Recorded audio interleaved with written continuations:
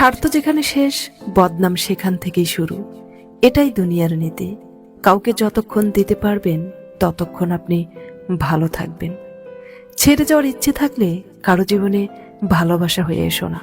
কারণ মানুষ না পাওয়ার যন্ত্রণা সহ্য করতে পারে, কিন্তু কাউকে একবার পেয়ে হারিয়ে ফেললে সেই কষ্টটা সহ্য করতে পারে না। মা বাবা দুটো সময়ে সবচাইতে বেশি কাঁদেন, যখন তার মেয়ে তাদের ছেড়ে অন্য ঘরে চলে যায়, আর যখন তাদের ছেলে তাদের দেখে মুখ ফিরিয়ে নেয়। যদি তুমি আঘাতের পর আঘাত পেয়েও নিজেকে সামলে নিতে পারো, তাহলে বুঝে নিও কারো দোয়া তোমাকে আগলে রেখেছে। সবসময় ছোটখাটো ভুল থেকে শিক্ষা নেওয়া উচিত, কারণ মানুষ কোনোদিনও বড় পাহাড়ের সাথে হোঁচট খায় না, হোঁচট খায় ছোট ছোট পাথরের সঙ্গে। আজ তুমি যেখানে আছো সেটা তোমার অতীতের কর্মফল, কিন্তু কাল তুমি যেখানে পৌঁছাবে সেটা তোমার আজকের কর্মফল।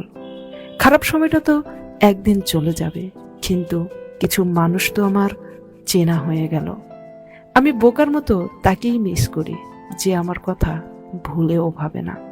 এই পৃথিবীতে মন বোঝার মানুষের চেয়ে ভুল বোঝা মানুষের সংখ্যা বেশি।